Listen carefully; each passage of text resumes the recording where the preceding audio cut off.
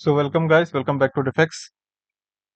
ये geography analysis video है। Science और पॉलिटी पहले ही अपलोड हो चुकी है। आई होप आपने देखा होगा और रिजल्ट भी आ चुका है। ठीक है, कॉन्ग्रेचुलेशंस जब जिनका भी क्लियर हुआ है एग्जाम। अभी एसएसबी पे फोकस कीजिए। ठीक है, तो एसएसबी बहुत इंपॉर्टेंट है, आपको पता है। यहाँ पे एसएसबी में आउट तो मतलब आउट है ना। तो फोकस करते हैं आज की क्लास पे। ज्योग्राफी एनालिसिस का वीडियो है, काफ़ी लंबी वीडियो है क्योंकि इस बार का ज्योग्राफी काफ़ी अच्छा था। आई वुड से बहुत अच्छे अच्छे क्वेश्चंस पूछे गए थे। मतलब क्वेश्चन में बहुत घुमाया भी था उन्होंने। एक एक करके हम देखेंगे। ठीक है, सो पहले मैं थोड़ा सा बता देता हूँ अपने बारे में, ब्रीफ इंट्रोडक्शन देता हूँ। I have qualified CDS, AFCAT, coast guard exam, CAPF multiple times. ठीक है, और 14 एसएस भी हो चुकी है और भी लाइनअप है। मतलब सीडीएस के तो नहीं है, बाकियों के हैं। एंड सीएपीएफ भी मैं दे रहा हूँ। तो I am in a position to guide you. ठीक है, मैं आपको अच्छा ही गाइड करने वाला हूँ। ये सारे क्वेश्चंस आप देख सकते हो। तो मूव करते हैं। ये पहले मैं थोड़ा सा डिस्ट्रीब्यूशन बता देता हूँ। फिजिकल के इस बार 11 क्वेश्चन पूछे गए थे, 11 सवाल पूछे गए थे, जिसमें से 2 मैप के थे। ठीक है, मतलब जिसमें से नहीं, 11 प्लस 2 13 क्वेश्चन पूछे गए थे इन टोटल। इंडियन ज्योग्राफी का काफी कम आया था, 2 सवाल थे और एक मैप से था। और ह्यूमन प्लस मिसलेनियस में मैंने कुछ 7 क्वेश्चन रखे हैं। ठीक है, तो सबसे पहले फिजिकल की बात करेंगे, फिर इंडियन के बारे में बात करेंगे, फिर ह्यूमन के बारे में बात करेंगे। So let's move to physical. First question I would say easy था ये काफी। ठीक है, दिस वाज वेरी इजी। ये सीधा सीधा मतलब बहुत बार रिपीट भी हुआ है ये। तो class 11 chapter 5 minerals and rocks में आपको ये चार्ट मिल जाएगा। मतलब ये तो सबने किया होगा। ठीक है ना, ये वाला सवाल सबने किया होगा। तो यहाँ पे आप देख सकते हो, arrange the following major elements present in the earth's crust in ascending order. यहाँ पे असेंडिंग पूछा है, तो इसके लिए मैंने एक निमोनिक बनाया था। मैं आपको बता देता हूँ, वो याद रखना। मैं इसको ऐसे याद रखता था, मतलब इसको ऐसे क्रोनोलॉजी में इस तरीके से याद रखता था। ओसाइक्स, ओसाइक्स पीएमओ। ये पता नहीं, मैं ऐसे ही याद रखता था इसको। ठीक है, ओसाइक्स पीएमओ 2-3 बार बोलोगे आपको भी याद हो जाएगा। ओसाइक्स पीएमओ, ओसाइक्स PMO. Oxygen, silicon, aluminium, iron, calcium, sodium, potassium, magnesium, others. ठीक है, तो ये डिक्रीजिंग ऑर्डर में है, इसका उल्टा इंक्रीजिंग ऑर्डर हो जाएगा, असेंडिंग ऑर्डर हो जाएगा। तो सबसे पहले अदर्स, मैग्नीशियम, पोटेशियम, फिर सोडियम। तो उसके बाद कौन सा है, देखो कैल्शियम है ये 2। सो 2 कहाँ पे है, ये रहा, एक ही ऑप्शन था बस, 2 1 3 4। इजी।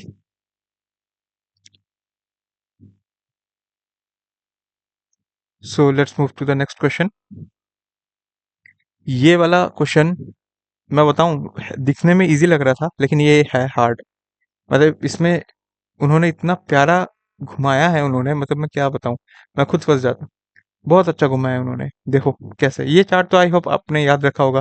प्लेट्स पे देखो, पहले क्या होता था, पहले नॉर्मल प्लेट्स पूछते थे, फिर बीच में इन्होंने बिटवीन व्हिच रीजन्स कौन सा प्लेट है वो पूछने लग गए। अब इस बार उन्होंने मैपिंग किया है जो काफी अच्छा था।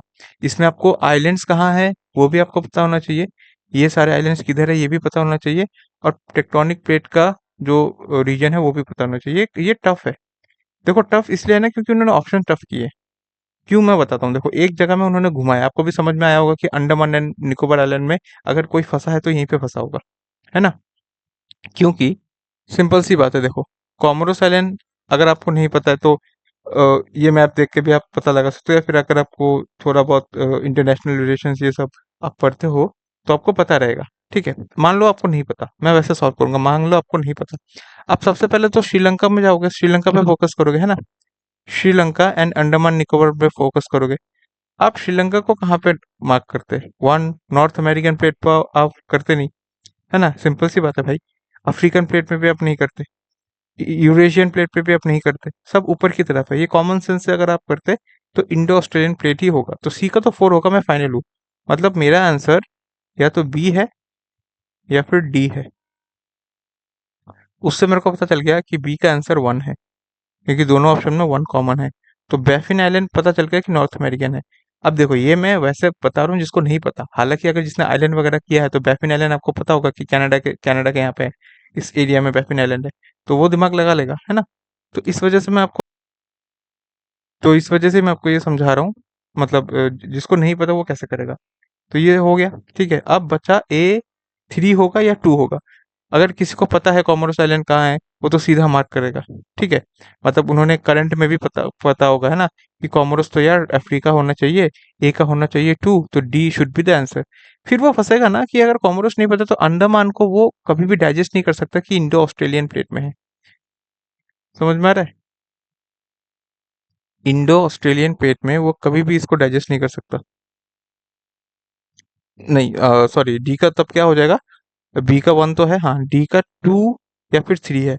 हाँ, तो अगर किसी ने ऑप्शन डी टिक किया है तो वो डी का ऑप्शन 3 आ जाएगा। तो डी मतलब उसको लगेगा कि यार यूरेशियन प्लेट में कैसे आ सकता है। मैं थोड़ा सा मिटा देता हूँ ताकि आप क्लियर हो जाओ। ठीक है, मैं वापस से रिपीट करता हूँ जो मैंने बताया। ये मतलब इसी में घुमा सकता था, है ना। देखो आप पहुंच गए डी पे आंसर, क्योंकि अगर मान लो कोमोरोस पता है कि अफ्रीका में है ना, ये कोमोरोस अगर अफ्रीका में आपको पता है तो आप डी मार्क करते, लेकिन वहीं पे आप क्लिक होते हैं यार डी, फिर जो ऑप्शन डी है उसमें डी का 3 दिया गया है, मतलब अंडमान यूरेशियन में होकर होना चाहिए क्या। इसमें बहुत बच्चे कंफ्यूज हो जाते, फिर वो शायद ऑप्शन बी मार्क करके आ जाते। लेकिन आप यहाँ पे देखो इस मैप में, ये देख रहे हो यूरेशियन प्लेट, इसका बाउंड्री ये रहा, तो ये देखो यहाँ पे अंडमान है। ये बहुत अच्छा सवाल था, ये काफी बच्चे इसमें फंस सकते थे। बाकी करेक्ट ऑप्शन इसका डी ही है, तो अभी आपको बहुत अच्छे से पढ़ना होगा। ठीक है, ये ये इजी था, ये भी अगेन एनसीईआरटी से ही है, सब कुछ एनसीईआरटी का ही मैं सोर्स बताता हूँ, यहीं से पूछते हैं। रिचर स्केल के बारे में बोला गया है, it is the intensity scale of an earthquake. Option 2, it indicates the amount of energy release during the earthquake. Simple सा है, यहाँ पे आप क्लास 11 में जाओगे चैप्टर 3 में interior of the earth physical, वहां पे चुपचाप से लिखा गया है, देखो, the magnitude scale is known as the Richter scale और the intensity scale is named after Mercalli scale. तो it is the intensity scale तो गलत होगा, ये मैग्नीट्यूड स्केल है, तो ऑप्शन 1 इज रॉन्ग। फिर Richter scale indicates the amount of energy, हाँ देखो, the magnitude relates the energy release during the earthquake, तो ये एनर्जी बताता है। और इंटेंसिटी क्या बताता है, ये बताता है the visible damage cause by the event, range of intensity, है ना। तो ऑप्शन 2 सही हो गया, एनर्जी बताता है, option B is correct, easy था ये। So this is the next question. ये मतलब बहुत ज़्यादा एनसीईआरटी से था नहीं, लेकिन आप थोड़ा सा दिमाग लगाते तो हो जाता। मतलब इसमें रिस्क लेना, कुछ होते हैं ना कुछ ऑप्शन जहाँ पे आपको रिस्क लेना होता है, मार्क्स इंक्रीज करने होते हैं। कि कोई अगर एयरफोर्स का कैंडिडेट है मेरी तरह, तो उसको पता है कि उसको ज़्यादा स्कोर करना होता है। तो इस क्वेश्चन में आपको दिमाग लगाना था। ये वाला नहीं, कौन, हाँ ये वाला। देखो पहला ऑप्शन क्या है, ग्लेशियल ट्रॉफ के बारे में उन्होंने पूछा है। Alpine glaciers strip valley of their soil regolith and sediment to form glacier, तो ये देखने में ठीक लग रहा है। आपको पता है ना इरोजनल लैंडफॉर्म्स, उसमें ग्लेशियल ट्रॉफ कौन सा लैंडफॉर्म है, तो उस वजह से उसको आप दिमाग लगाते हैं यार, स्ट्रिप करता है ना, मतलब वो खाली कर रहा है, इरोजनल कर रहा है।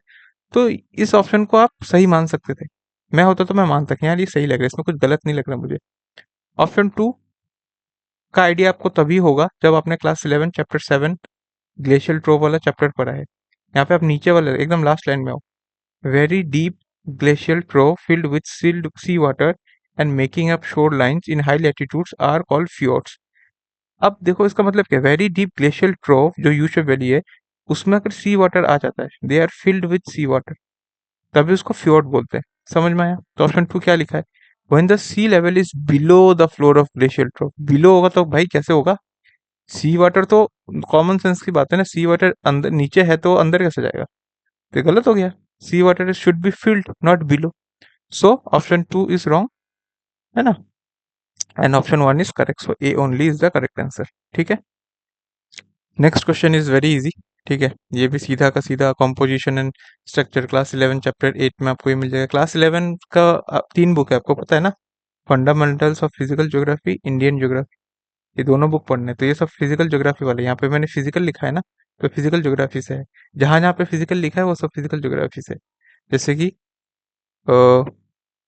अभी मैं दिखाता हूँ, जैसे ये भी फिजिकल से था, ये वाला पिछला क्वेश्चन, उसके पिछला भी फिजिकल से था, है ना, ये सारे फिजिकल का ही हो रहा है। इंडियन का मैंने आपको बताया था कि बाद में आएगा, सिर्फ 3 ही क्वेश्चन पूछे, जिसमें से एक मैप था, तो ऐसे करके है।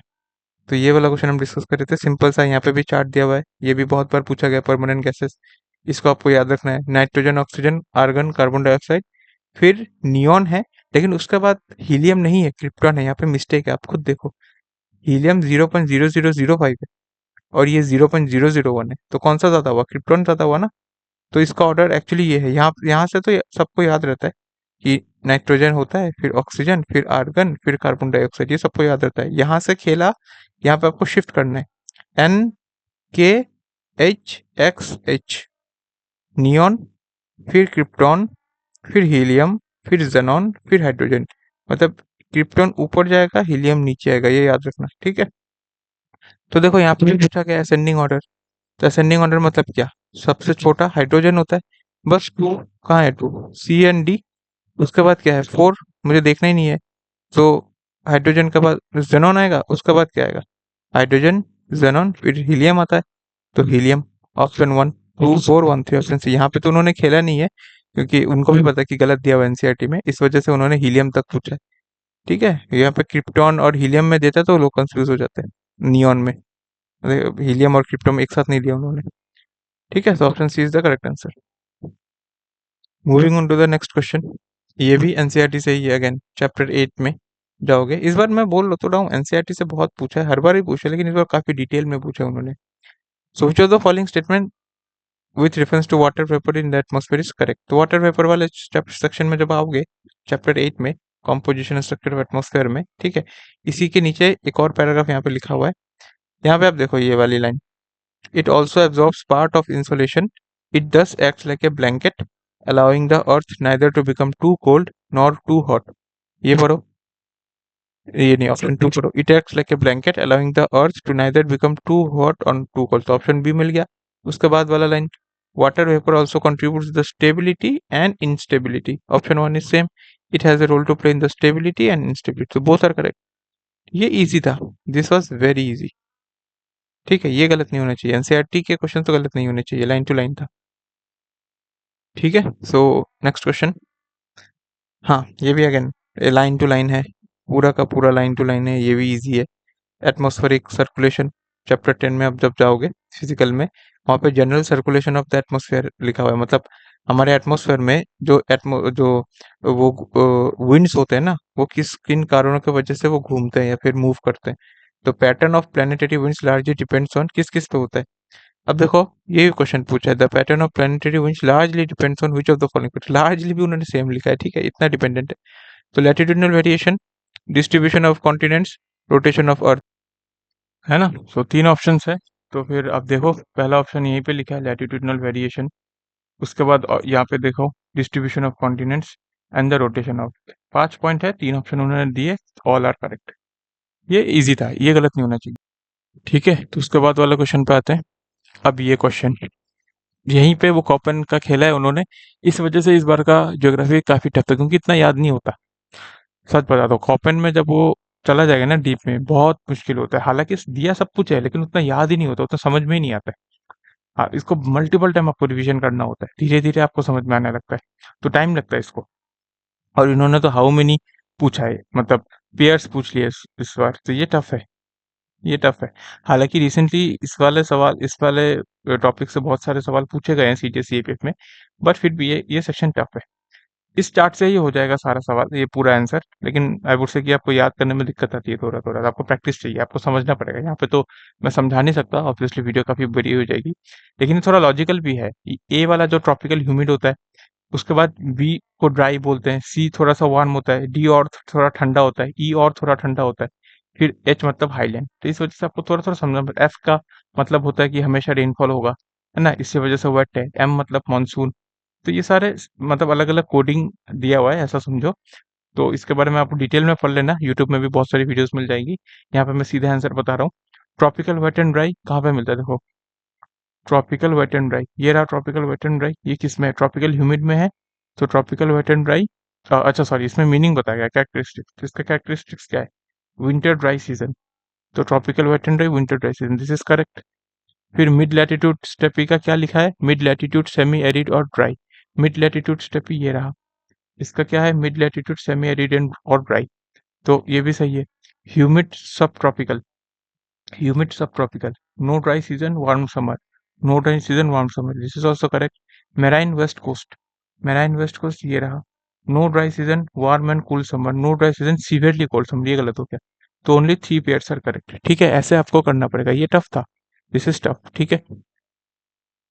तो नेक्स्ट क्वेश्चन पे मूव करते हैं। अब ये भी अगेन ये भी उसी से वर्ल्ड क्लाइमेट से दिया गया है, चैप्टर 12 फिजिकल से, कोपेन वाले से, ठीक है। तो यहाँ पे भी ये cold climate with dry winters के कैरेक्टरिस्टिक्स यहाँ पे लिखे गए, उसी के बारे में पूछा है। पहला ऑप्शन देखो, the annual precipitation is low and around 15 centimetre. यहाँ पे पूछा गया ना, identify the climate type. So the annual precipitation is low around 15 centimetre.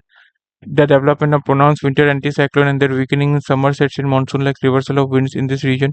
Poleward summer temperatures are low. अब देखो ये ना, ये तुक्का भी नहीं मार सकते। ये मतलब आपको पता है तो पता है। ये आपको अगर समझ में आएगा क्लाइमेटोलॉजी तभी आप कर सकते हैं, या फिर आपने एनसीईआरटी अच्छे से पढ़ी है, सब याद है आपको।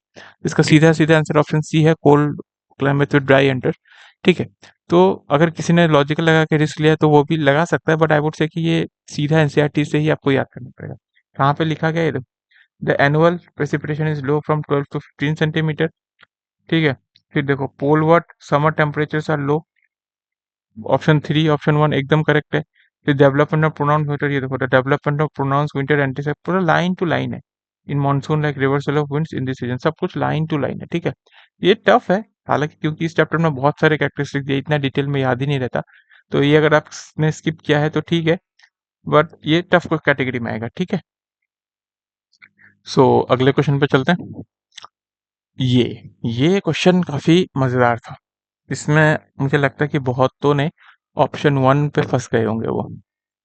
देखो सीधा मैं बताता हूँ, प्रैक्टिकल वर्क इन ज्योग्राफी में आपको क्लियरली ये मिलेगा, क्लियरली। हालांकि ये बच्चे पढ़ते नहीं है और पढ़ना भी नहीं है, इतने सारे बुक्स है, ये भी अलग से पढ़ना नहीं है।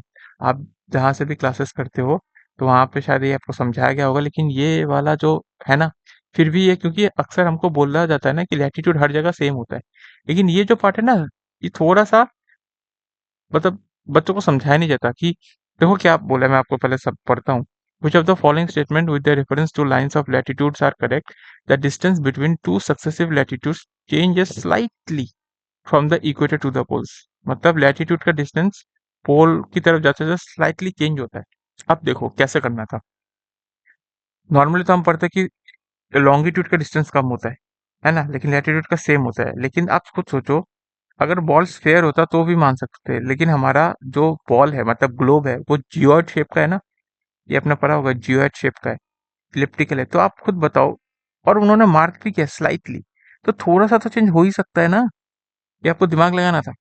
अगर दिमाग नहीं लगाना था तो ये एनसीईआरटी का सोर्स है, लेकिन ये थोड़ा सा चेंज होता है, तो ये ऑप्शन 1 इज करेक्ट। कोई स्मार्ट बच्चा होता तो कर लेता। और ऑप्शन 2 तो फैक्चुअल है, ये आपको पता ही होगा, पैरेलल लैटिट्यूड आर ड्रॉन। मतलब ये जो लैटिट्यूड्स है 1 degree the total number of parallels, मतलब ये लैटिट्यूड कितने हैं। तो यहाँ से आप देखो, यहाँ से कितने होंगे 90, यहाँ से 90, 180, ये एक को आपने 2 बार काउंट किया तो माइनस करो 179, है ना। बस यहाँ पे देखो पूरा लिखा है, if parallels latitude are drawn at an interval of 1 degree there will be 89 parallels in the northern, मतलब ऊपर 89 है, सदर्न हेमिस्फीयर ईच नीचे 89 है, और प्लस इक्वेटर 179 हो गए टोटल, ठीक है। और यहाँ पे आप देखो नीचे, यहाँ पे देखो, but to be precise a degree of latitude changes slightly, पूरा एनसीईआरटी का लाइन टू लाइन है, in length from the equator to the poles, while at the equator it is 100 0.6 and poles में कितना है 111। ये थोड़ा सा आपको समझना था। तो both the options are correct, ठीक है। ये थोड़ा सा टफ, आई वुड नॉट से, आई वुड से मॉडरेट, क्योंकि ऑप्शन 1 में थोड़ा सा अगर दिमाग लगाता ना हो जाता, क्योंकि आप इतने सारे एनसीईआरटीज नहीं पढ़ सकते। समझ में आया। तो यहीं तक था एनसीईआरटी। नहीं, ये नेक्स्ट क्वेश्चन है, इसका कोई सोर्स नहीं है, ये टफ है, ये सीधा सीधा टफ है। मतलब इसको पता है तो पता है, नहीं पता नहीं पता, ये सीधा टफ है, ठीक है। मैं सीधा बोलता हूँ, ये टफ है। तो क्या पूछा गया, मिड लैटिट्यूड डिसिडिस फॉरेस्ट, मतलब अगर ये ग्लोब है, ये इक्वेटर हो गया, मिड लैटिट्यूड मतलब ये यहाँ पे, ये ट्रॉपिक ऑफ कैंसर हो गया, ये ट्रॉपिक ऑफ कैप्रिकॉर्न हो गया, मिड लैटिट्यूड कहीं यहाँ पे है, इस बारे में बात कर रहा है, मतलब थोड़ा सा ठंडा ठंडा एरिया होगा। तो यहाँ पे देखो क्या बोला है, मिड लैटिट्यूड डिसिडिस फॉरेस्ट में क्या है, कंसिस्ट ऑफ लार्जली, यहाँ पे कोई एनसीईआरटी का सोर्स मुझे नहीं मिला, अगर किसी को मिला है तो वो बता सकते हैं। Consist largely trees that drop their leaf during the summer season. आपको पता है ना, हमारे यहाँ पे जो डिसिडिस फॉरेस्ट होता है, ट्रॉपिकल क्लाइमेट में, ह्यूमिड क्लाइमेट में, जब गर्मी होती है तब जो वाटर कंजर्व करने के लिए ये अपने पत्ते फेंक देते हैं, छोड़ देते हैं ना, ताकि वाटर कंजर्व हो। तो यहाँ पे भी वही होता है, उन्होंने बोला है। एक्चुअली ऑप्शन 1 ही गलत है, मैंने जहाँ पे रिसर्च किया। ठंडे के दिन में उतनी गर्मी थोड़ी होगी। एक्चुअली वहाँ पे आप जब Laurentian type British type, China type, ये सब क्लाइमेट पढ़ते हो तब आपने पढ़ा होगा कि कॉर्नियस फॉरेस्ट ट्रीज या फिर पाइन ट्रीज में स्नो गिरने के कारण वो पत्ते ऐसे झड़ जाते हैं। तो ये समर सीजन नहीं, ये विंटर सीजन में होता है। इस वजह से ऑप्शन वन गलत है। तो ये गया, ये गया, ये गया, ऑप्शन डी इज करेक्ट। बाकी सारे ऑप्शन आप पढ़ सकते हो। ये मतलब मैं पढ़ के टाइम वेस्ट नहीं करूंगा क्योंकि ये टफ था, ये अगर आप नोट कर लेना। ठीक है। तो बस इतना ही सा, और ये सारे एनसीईआरटी में मुझे नहीं मिले, जो पिछले क्वेश्चन थे वो सारे मिले। ठीक है। और एक क्वेश्चन है, लास्ट क्वेश्चन है, ये भी एनसीईआरटी में नहीं मिला। ये अगर आपको पता है तो पता है कि Saint Amsterdam Saint Paul plateau कहाँ है। एम्स्टर्डम सुन के तो कोई सोच ही नहीं सकता कि इसका आंसर क्या हो सकता है, हालांकि इसका आंसर सदर्न इंडियन ओशन है। ठीक है, ये मैं भी शॉक हो गया था, ये सब स्किप वाले थे। पता है तो पता है, नहीं पता नहीं पता। ठीक है। तो इतने क्वेश्चन थे आई थिंक। तो नहीं, एक और क्वेश्चन है, ये तो वेरी इजी क्वेश्चन है, ये आपको पता ही होना चाहिए, इसका कोई एनसीईआरटी सोर्स नहीं है। इंटरनेशनल लाइन पूछा गया है कि ड्यूरन लाइन किसको सेपरेट करती है। ये देखो, Afghanistan, this is Pakistan, this is the Durand line. तो अफगानिस्तान एंड पाकिस्तान, ये इजी है, आपको पता है ना कि इंडिया, मतलब ये इंडिया है, ये पाकिस्तान है, और उस तरफ बांग्लादेश भी है। तो इनमें कौन सा है? इसमें इनमें है रेडक्लिफ। इंडिया और चाइना के बीच में है मैकमोहन, और पाकिस्तान और अफगानिस्तान में है ड्यूरेंट। फिर आप बताओ 38 पैरल कहाँ है? ये सब आपको याद होना चाहिए। फिर कनाडा एंड अमेरिका के बीच में कौन सा है? ये सब आपको याद होना चाहिए। ठीक है। तो इतना ही था। नेक्स्ट हमारा इंडियन स्टार्ट हो जाएगा। ठीक है। तो इतना फिजिकल के क्वेश्चन है। ठीक है। एक मैप का था, बाकी सारे ऐसे क्वेश्चन थे। तो फिजिकल के क्वेश्चन आई वुड से कि अच्छे अच्छे लेवल वाले थे। ठीक है। तो हम अभी इंडिया का क्वेश्चन, इंडिया पे, इंडियन ज्योग्राफी पे जो सवाल है हम वो डिस्कस करेंगे। बहुत तीन ही सवाल पूछे गए, उसमें से भी एक मैप का था। देखो, पहला सवाल था, ये भी आई डोंट नो, शायद बहुतों को टफ लगा होगा, लेकिन 11 क्लास में दिया गया। ये फिजिक्स इंडियन ज्योग्राफी वाले बुक में है। ठीक है।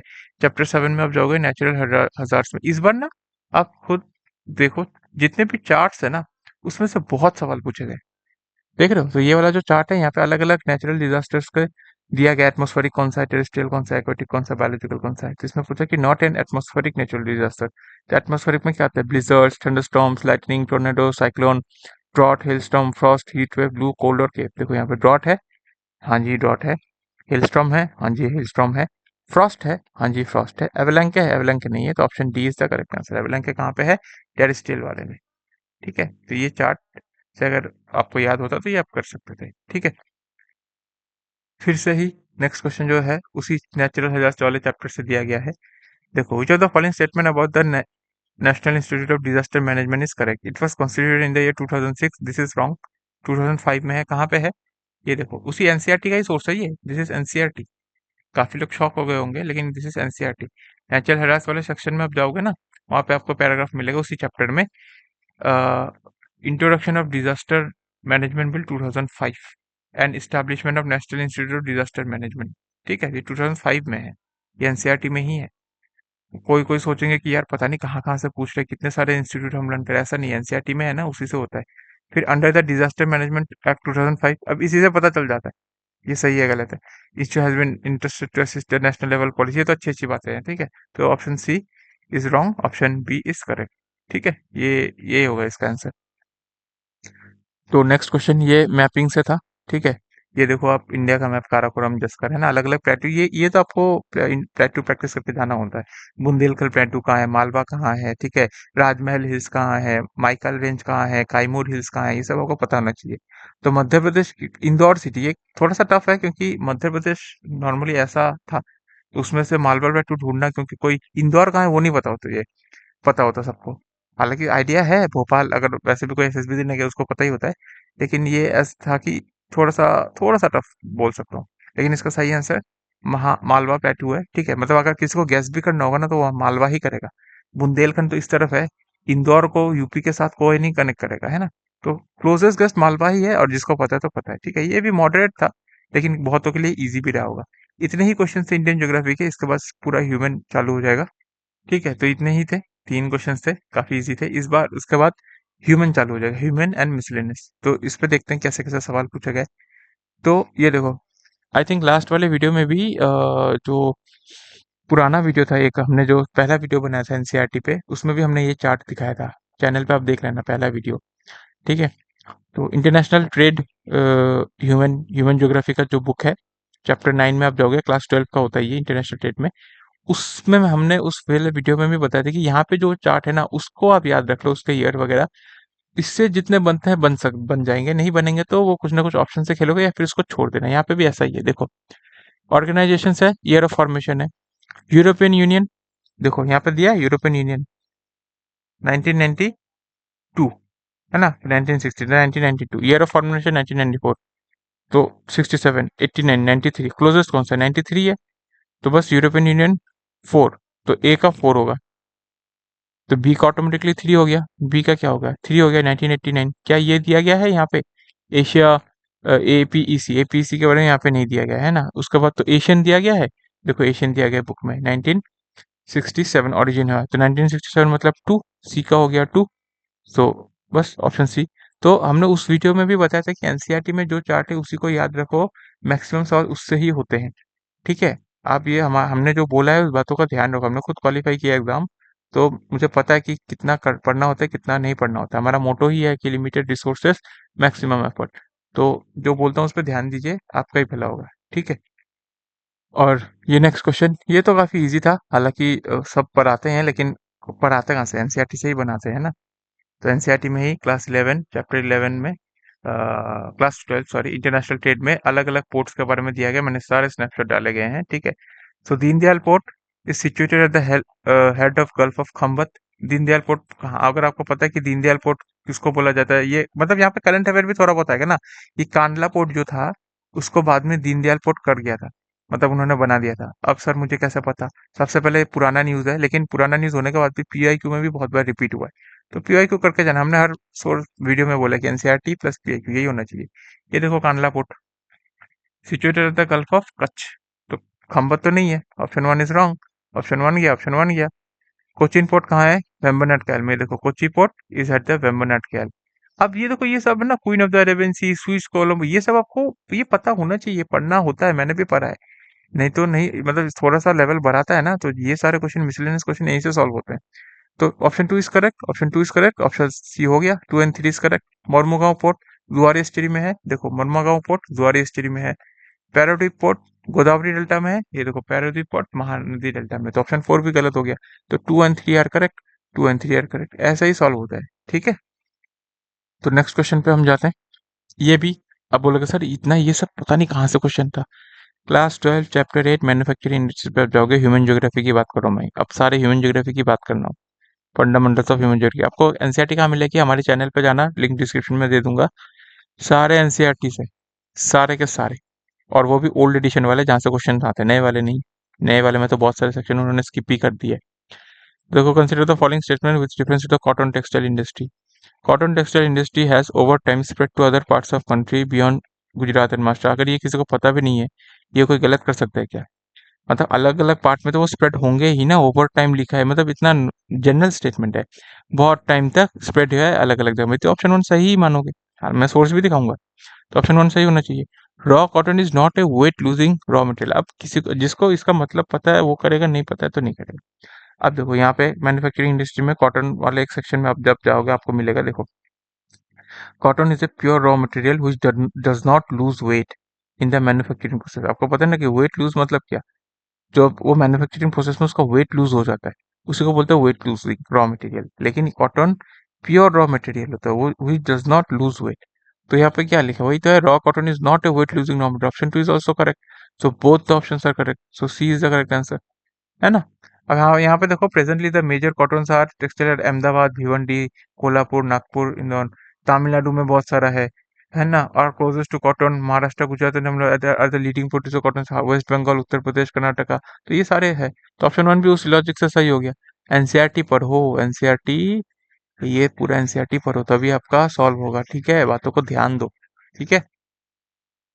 नेक्स्ट क्वेश्चन ये है, अब ये देखो ये इजी था, ये इजी था। गोल्डन क्वाड्रिलेटर सबको पता होता है कि दिल्ली में है, फिर कोलकाता, फिर चेन्नई, फिर मुंबई, ठीक है। आप खुद चार्ट बनाते हैं ऐसे करके, ये गोल्डन क्वाड्रिलेटरल हो गया, है ना, सॉरी, ये गोल्डन क्वाड्रिलेटरल हो गया।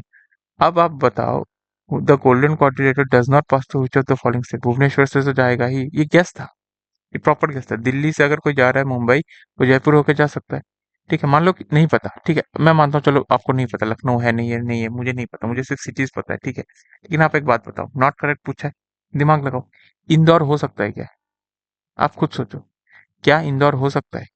इंदौर भाई यहाँ पे है। वो कैसे जाएगा? ये गोल्डन क्वाड्रिलेटरल बनेगा नहीं, फिर वो ऐसा बन जाता, इस तरफ आता, this is Mumbai, this is Indore, this is Chennai, this is Kolkata, this is Delhi. ये क्वाड्रिलेटरल बनता क्या? फोर तो होगा ही ऑप्शन में। तो यूपीएससी भी बहुत स्मार्ट है। स्मार्ट मतलब उन्होंने बस चेक किया कि बच्चे का दिमाग चलता है कि नहीं। ऑप्शन फोर सिर्फ एक ही में है। तो मैं होता तो ऑप्शन डी मार के आ जाता। मुझे नहीं पता भुवनेश्वर है क्या नहीं है, जयपुर है या नहीं है, लखनऊ है या नहीं है, लेकिन मैं इतना बताऊं कि इंदौर तो नहीं है। तो ऑप्शन थ्री एंड फोर हो गया, खत्म। तो आपको ऐसे ही सॉल्व करना होता है, ठीक है। अब ये क्वेश्चन, ठीक है, अब ये किसी एनसीईआरटी में मुझे भी नहीं मिला, ठीक है। हालांकि मुझे ये एनसीईआरटी में अगर किसी को पता है तो वो देख सकता है।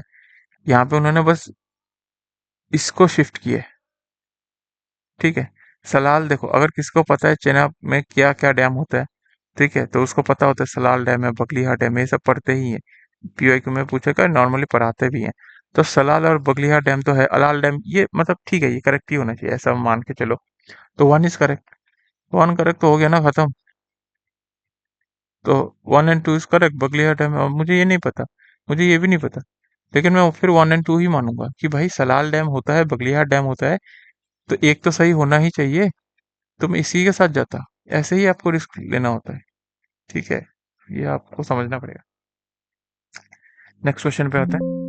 अरे, एक मिनट, क्या हो गया? हाँ, अरे, बिगिनिंग से चलेंगे ये तो। ठीक है, तो आपको इसमें रिस्क लेना ही होता है। नेक्स्ट, अगर ये किसी को पता है तो पता है, अगर किसी को नहीं पता तो नहीं पता है, ठीक है। ठीक है, तो हालांकि इसका answer Indian institute of advance study Shimla में ही है। पब्लिक एडमिनिस्ट्रेशन भी दिल्ली में ही है। सुषमा स्वराज वाला इंस्टीट्यूट भी दिल्ली में ही है, नैनीताल में नहीं है। So option one and two are correct. So option A is correct. ठीक है। ये टफ था, मतलब ये होता है ना, सीएसई वाले क्वेश्चन होते हैं कुछ, तो यहाँ पे डाल देते हैं। ठीक है, ये भी वैसे ही था। अगर किसको पता है ग्रेट लेक्स के बारे में, तो हालांकि एनसीईआरटी में जो क्लास सिक्स सेवन के एनसीईआरटी में कहीं पे एनसीईआरटी में पूरा लिखा गया है, मतलब मेंशन है, लेकिन ये नहीं मेंशन है कि सिटीज मेंशन नहीं है वहाँ पे। ठीक है, तो इसका नॉट करेक्ट क्या होगा? बफेलो, ईरी, डिट्रॉइट, सुपीरियर, मतलब ये जो अमेरिका में है ना, चार पांच जो है, होम से याद करते सब, तो वैसा ही है। मिलुआ मिशिगन, टोरंटो, ओंटारियो। सो इसका जो correct answer, that is Detroit. ठीक है, this is not correctly match. Buffalo ये मैं कहाँ की बात करूँ, मैं वापस करूँ, ये अमेरिका है। अमेरिका में ग्रेट लेक्स है ऐसे करके, जिसको होम से निमोनी के होम्स, मतलब एच से क्या था मुझे याद नहीं आ रहा। बाकी OMES से है, ओ से ओंटेरियो लेक है, एम से मिशिगन लेक, ई से एरी लेक, एस से सुपीरियर लेक। ये चारों दिया, एच से भी कुछ था, एग्जैक्टली मुझे हिट नहीं कर रहा अभी। तो ये अमेरिका में ग्रेट लेक्स है। इनके बाजू में कौन कौन सी सिटी है वो मेंशन करने वाला, तो ये टफ था। एनसीईआरटी में सिर्फ लेक्स के बारे में दिया गया है। तो हालांकि मैं जो था, जैसे क्रोनोलॉजी पूछ रहे थे वेस्ट टू ऐसे करके मैंने भी याद रखा था, लेकिन सिटीज के बारे में मुझे ये मुझे भी नहीं पता। तो लेकिन बफेलो जो है वो Erie, that is correct. Detroit भी ईरी के नजदीक है, तो सुपीरियर में नहीं है, ठीक है। मिलुआके, एम से एम मिशिगन, टी से टोरंटो, ओंटारियो, ये सब याद था, लेकिन यहाँ पे लोग कंफ्यूज होते हैं। तो हालांकि इसका ऑप्शन है option B, Detroit, which is not adjacent to Superior but lake Erie, ठीक है। तो यहीं तक था दोस्तों आज का वीडियो। आई होप आपको वीडियो पसंद आया होगा। थोड़ा लेट है बट सब कुछ मैं प्रिपेयर कर रहा हूँ, तो थोड़ा टाइम लग जाता है। तो अगर आप मुझसे जुड़ना चाहते हैं तो ये चैनल पर आप कर सकते हो। टेलीग्राम लिंक यही है हमारा। एडमिन से आप बात कर सकते हो, मेरी आईडी ये है, ठीक है। कोई भी डाउट हो आप पूछ सकते हो, SSB related, CDS related, preparation strategy related, ठीक है। नेक्स्ट अटेम्प्ट आपको कैसे देना है, अभी रिजल्ट भी आ चुका है, तो नेक्स्ट अटेम्प्ट आप अच्छे से देना, ठीक है। यहीं तक था। कुछ भी डाउट है चैनल ज्वाइन कर लो, चैनल में सारे पीवाईक्यूज डले हुए हैं, विद आंसर्स भी डले हुए हैं, सारे पीडीएफ। फिर एनसीईआरटी भी सारी डली गई है, ठीक है। सब कुछ डला हुआ है, आप बस देखना आराम से। कुछ भी डाउट हो मैसेज कर देना। प्रिपरेशन कैसे होनी चाहिए, मैंने खुद एयरफोर्स का क्वालिफाई किया हुआ है, ठीक है। मल्टीपल टाइम, एक बार एफकेट भी क्वालिफाई किया, CFF 2024 वाला जो था वो भी क्वालिफाई किया हुआ है, ठीक है। तो आई वुड से कि आप थोड़ा सा ध्यान दीजिए और हो जाएगा पेपर के लिए, ठीक है।